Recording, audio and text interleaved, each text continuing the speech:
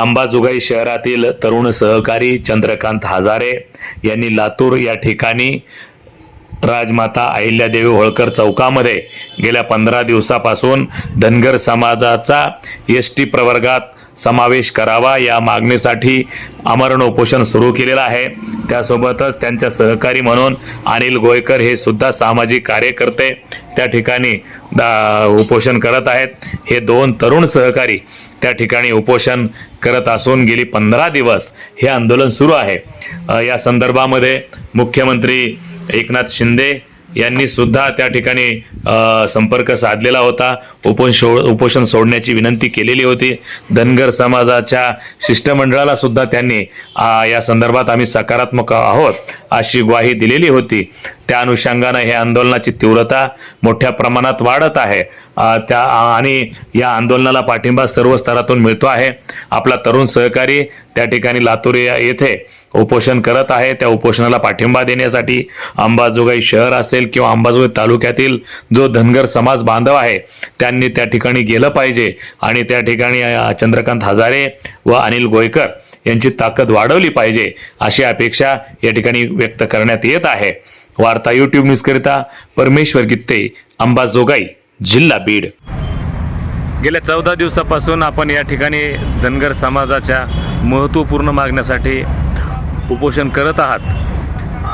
आजपर्यंत काय राहिली सरकारची रिॲक्शन आपल्या उपोषणाच्या संदर्भात? खरं तर गेल्या 1.5 महिन्यापूर्वी या ठिकाणी 16 दिवसाचं आमरण उपोषण मी चंद्रकांत हजारे व अनिल गोयकर आम्ही दोघांनी याच पुण्यश्लोक अहिल्यादेवी होळकर चौकामध्ये गेलो होतं।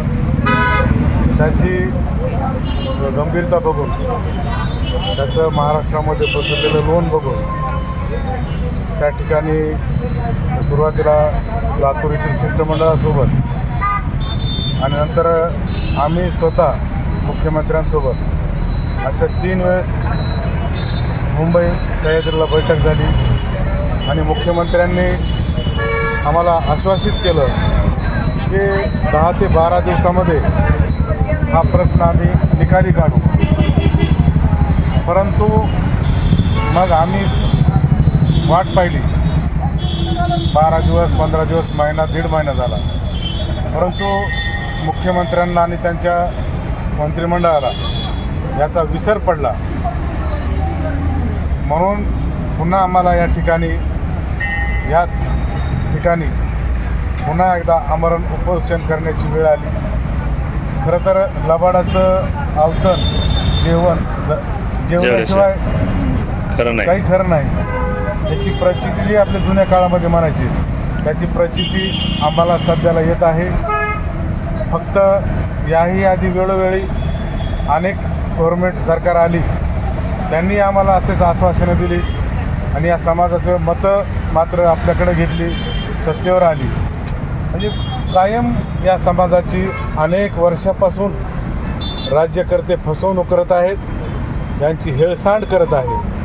परंतु आता मात्र हा समाज रस्त्यावर आलेला आहे आणि आपल्या माध्यमातून मी समाजाला विनंती करतो की आपण लाखोच्या संख्येनं बाहेर पडा।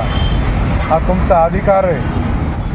धनगर समाजाला म्हणजे आमची मागणी नाही आहे की आम्हाला एसटीमध्ये द्या, दाखल करा, अशी आमची मागणी नाही, तर आमची अंमलबजावणीची विषय आहे। म्हणजे आम्ही ऑलरेडी त्या ठिकाणी आहेत, घटनेच्या त्या ठिकाणी धनगड आणि र असा मराठीमध्ये र आणि इंग्रजीमध्ये ड असा काही शब्दाचा खेळ याच राज्यकर्त्यांनी जाणून बुजून केलेला लक्षात घ्या। जर आपण मराठीत पाहिलं तर धनगर म्हणतो आणि इंग्रजीत धन गड डी असं येतं, म्हणजे आम्हीच त्या ठिकाणी आहोत। या पृथ्वी तलावर स्वर्गात नाही तर नरकात देखील धनगड ही जात अस्तित्वात नाही, हे सर्व राज्यकर्त्यांना माहीत आहे। परंतु जाणीवपूर्वक या समाजाचे यांना द्यायचं नाही आहे। त्यांना माहीत आहे की हे जर समाज थोडं प्रगतीपथावर आला, राजकारणामध्ये पुढं आला तर आपलं काही खरं नाही असं यांना वाटतंय। परंतु काही असलं तरी ज्या कुणी घटना दत्त ज्या आम्हाला अधिकार दिला आहे तो अधिकार मात्र तुम्हाला द्यावा लागणार आहे. कारण की आजही हा समाज दर्या खोऱ्यामध्ये भटकंती करतोय. आजही यांचे खाण्याचे वांदेत. आजही अनेक लोकांपर्यंत शिक्षण नाही आहे.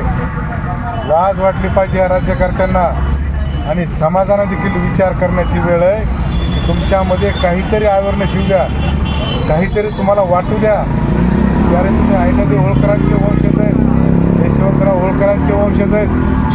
त्यांचं रक्त तुमच्यामध्ये सळसळलं पाहिजे आणि आपण बाहेर पडून आपला अधिकार हा हिसकावून घेतला पाहिजे असं मला आपल्या माध्यमातून वाटतं.